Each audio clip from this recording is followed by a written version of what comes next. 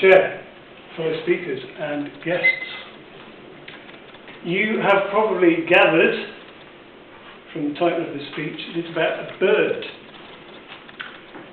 But this isn't about any old bird. This is about the magnificent, the majestic, the mighty, Milvus. So good, they named it twice? Well, not quite. It's a Latin name, where the genus and the species are the same word, but in this case, it's the kite, and specifically, the red kite. Now, I'm no ornithologist, twitcher, or bird fancier. I know the difference between a robin and a blackbird. But when it comes to raptors or birds of prey, I'm a little sketchy. I was with the red kite, until that is, last year. I was playing golf, sorry Dave, at Rag Barn at Highworth, stood on the second tee, just pondering why I was wasting my afternoon once again chasing a little white ball around the course, when I was shoved by the side by a playing partner, and his beautiful Wiltshire accent said, "Here, look at me up there!" And as I looked up, I saw this enormous bird holding itself up against the breeze, gently twitching its tail. I didn't know what it was. I was just about to offer eagle when my friend interrupted me. He said, "Red kite, two of them lives on the course somewhere. Anyway, your shot." I couldn't take my eyes off it. Twitch of its tail, flew downwind, and it was gone. But I was smitten. I wanted to know more. So here's what I know. It is a big bird. Its wingspan is up to 2 meters long. So, for comparison, my wingspan, fingertip to fingertip, is 183 centimeters, so about 6 foot. So that's a big bird. Its body, from my top of my head to my midriff, 66 centimeters, just over 2 foot. And it weighs about 800 grams, or about 1 pound 3 ounces. About the size of a mallard duck, which I thought was helpful, because I've never weighed a mallard duck, but it's about 1 pound 3 ounces. It has distinctive plumage, characterized by reddish, rusty brown body. On its back is dark, scaled pattern. Underneath its wings are white and grey patches. Its wingtips are like fingers, and they're black.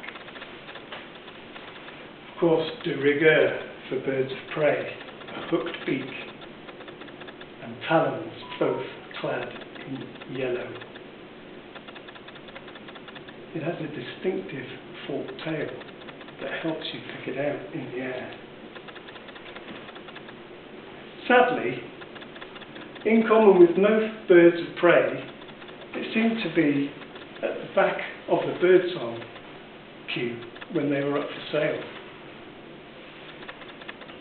It has a high-pitched squeak or squeal as a call, of which I will now demonstrate for you. I won't, but you look worried.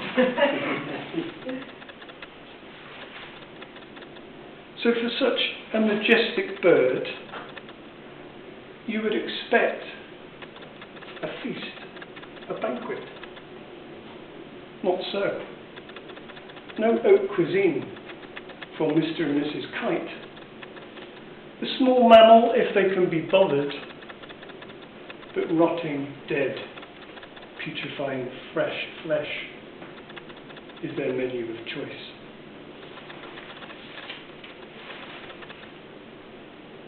Their nest, again, palatial surroundings for their nest, of course? No. Second hand will do. We'll tart it up. A few twigs, a bit of hay, some clothing, plastic, anything they can find. And where can we find these birds in the country?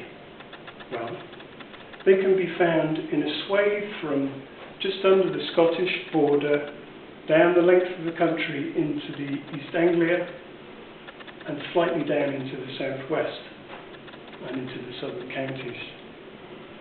A preponderance of breeding pairs also in Wales, but pockets around the country and in Scotland as well.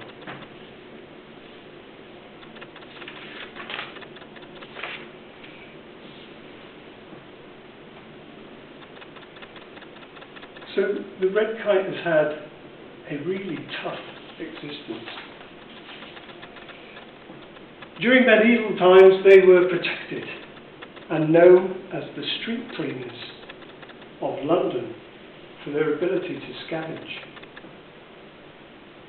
But in the 16th century the attitudes changed towards them and they became vermin. They were persecuted and a bounty was put on their head for each one that was killed. And they were hunted nearly to extinction. In 1930 there were only 2 breeding pairs left in the country. For the protection and breeding programme, there are now 1,800 breeding pairs in the UK. To me, they seem as ubiquitous as Greggs on the high street. In my travels I see them everywhere. Obviously in Wiltshire, in Oxfordshire, in Gloucestershire, Hampshire, Somerset and Devon. I've even seen one looking out of the window of my home office over the Sevenfield Reserve. And so excited I'd run downstairs and stand on my front step looking at it going, red kite, red kite. But no one's there to tell. But a warning. If, like me, you become an ardent red kite spotter, be careful who you share your passion with. I made the mistake of excitedly pointing a red kite out on a walk with my significant other. Look, look, a red kite! Where? There, there! All I can see is a bird.